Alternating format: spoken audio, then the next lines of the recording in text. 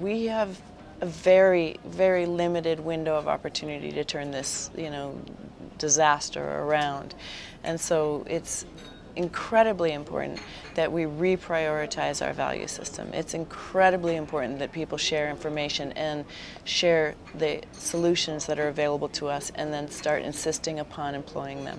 The first time that I practiced civil disobedience, I've been arrested several times practicing peaceful civil disobedience in the time-honored tradition of the great Nelson Mandela, who we lost today, sadly, but obviously his work to create a better world continues in so many ways, and I think that civil disobedience is one of the best ways. Peaceful civil disobedience is one of the best ways to let your voice be heard, because it shows that you're willing to lay your body down on the line.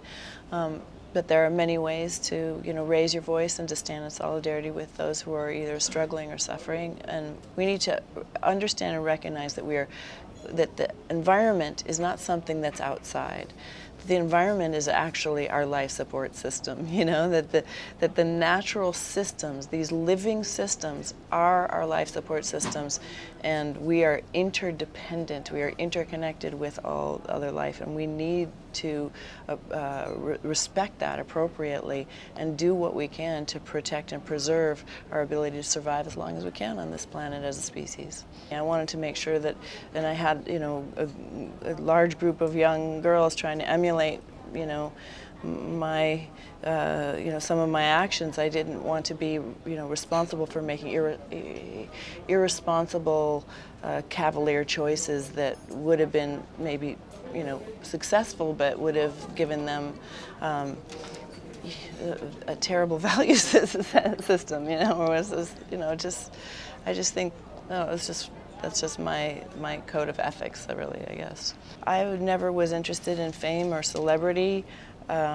Those things kind of always made me nauseous and still do, but I wanted to actually literally, physically transport myself to another reality.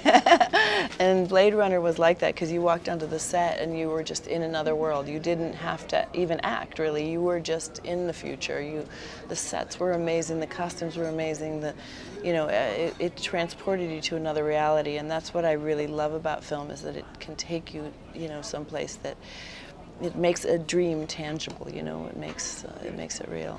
As an actor or an actress, you're kind of in a passive role anyway. You have to wait to be invited to the party, It's not, you're not the one in charge. So it's really, we just have to keep, pushing the boundaries and getting in there as filmmakers, as producers, as studio executives, as directors, as writers, etc., and create our own content and start writing stories for women as well, There's not that many